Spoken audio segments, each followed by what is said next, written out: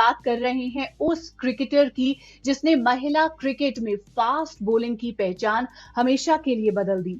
झूलन गोस्वामी खुद रिटायर हो चुकी हैं, लेकिन अपने पीछे छोड़ गई हैं एक लंबी कहानी, बड़ी विरासत और लेगेसी जिसको बरसों तक याद किया जाएगा। झूलन को अपने सामने बॉलर बनते देखने वाले आशीष नेहरा हमारे साथ मौजूद हैं। आशीष, झूलन रिटायर हो गई हैं। आप अच्छी तरह से जानते हैं कि एक फास्ट बॉलर का 20 साल तक लगातार खेलना, एक उसका फेयरवेल शानदार होना क्या मायने रखता है।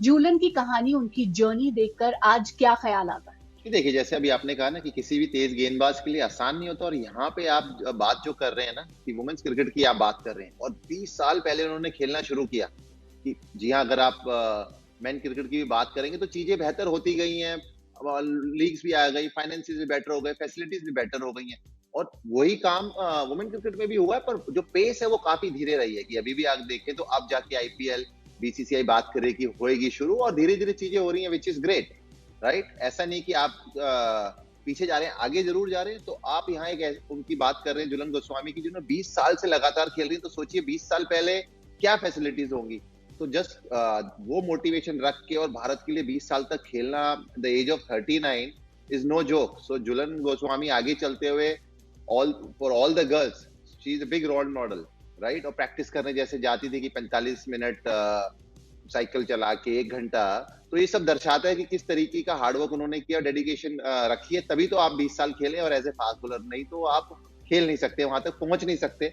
और देख के अच्छा लगा जिस तरीके से श्रृंखला भी खत्म हुई, भारत ने श्रृंखला जीती, जिस तरीके से आपने बात करी कि जिसने सबने उनको इतना अप्रिशिएट किया, उसका कोई रीजन है। केवल इंडियन क्रिकेट की नहीं, मैं कहूंगा कि वर्ल्ड वाइड अगर जो वुमेन्स क्रिकेट की आप बात करें तो झूलन गोस्वामी एक बहुत बड़ा रोल मॉडल है, और बाकी अदर कंट्रीज भी जो हैं और उनके भी जो प्लेयर्स हैं उनको भी काफी कुछ सीखने को मिला होगा उनसे। बिल्कुल। आशीष, हमने एक हफ्ते में 2 तस्वीरें देखी। एक तो रॉजर फेडरर जब रिटायर हुए तो उनके साथ उनके सबसे बड़े प्रतिद्वंदी राफेल नडाल रोते हुए नजर आए और रॉजर भी उनको चुप करा रहे थे।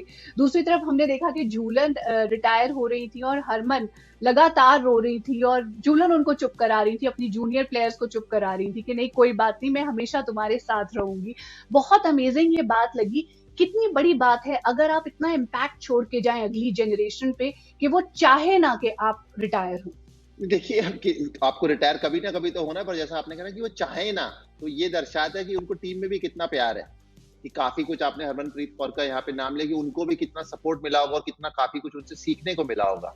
तो ये तो एक कार्रवाई, ये एक जर्नी है। पर जब आप इस तरीके के दृश्य देखते हैं तो आपको पता लगता है कि उस इंसान का कितना महत्व है उस ड्रेसिंग रूम में और कितनी छाप छोड़ी है उस गेम पर। और यही सब चीजें तो देखिए आपको ऑन द फील्ड जो एक है कि दोनों टीम्स के बीच में स्पोर्ट्स में कहीं भी वो आपको देखने को मिलता है कि जीत की लगन, की भाई जीतना हमें है, पर एट द सेम टाइम आपको जो प्यार देखने को मिलता है, और यहाँ तो आप सेम टीम की बात कर रहे हैं। तो इट शोज कि कितना उनको रिस्पेक्ट मिली है और कितना सब आसपास जो इतने रिस्पेक्ट करते हैं, और उसका कोई कारण है।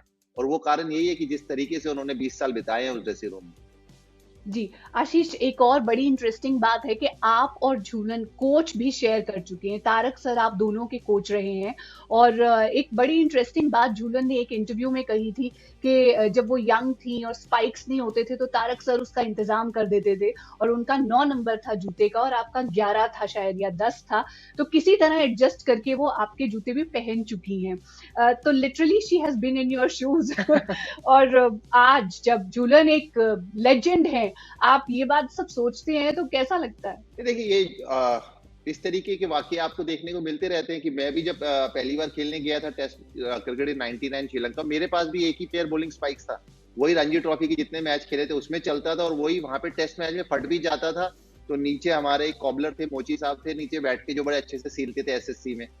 तो सबकी एक कोई ना कोई जर्नी है। और जुलन मुझे याद है कि क्लब में आती थी प्रैक्टिस करने, स्पेशली कलकत्ता से। तारिक सर तो अब रहे नहीं, कि पर उन्होंने जिस तरीके की मेहनत करी, लगन की हम यहाँ बात कर रहे हैं, तो वो भी एक नाम हर समय भारतीय क्रिकेट में आता रहेगा। और झूलन गोस्वामी ने भी वो नाम लिया। और हमको भी जब हम बड़े हो रहे थे किसी ना किसी ने शूज दिए। मेरे को याद है कि जब मैं 99 में खेला और उसके बाद मेरे को उस समय तो एक ही प्लेयर थे कि अजय जडेजा वर्ल्ड कप खेलने गए थे 99 इंग्लैंड में। तो हमारे जो कोच साहब ने उनको कहा था मेरे लिए शूज लाने के लिए, तो वो मेरे लिए भी 2 पेयर स्पाइक्स लेके आए थे। तो इसी प्रकार जब झूलन गोस्वामी वहां प्रैक्टिस पे आती थी, तो अगर, और केवल झूलन गोस्वामी तो देखिए एक एग्जाम्पल है, अभी हम यहाँ चर्चा कर रहे हैं, तो आपकी आपसे जिस समय जब किसी की अगर हेल्प हो सके तो जरूर करनी चाहिए, क्योंकि आपकी भी कभी ना कभी किसी ने करी थी।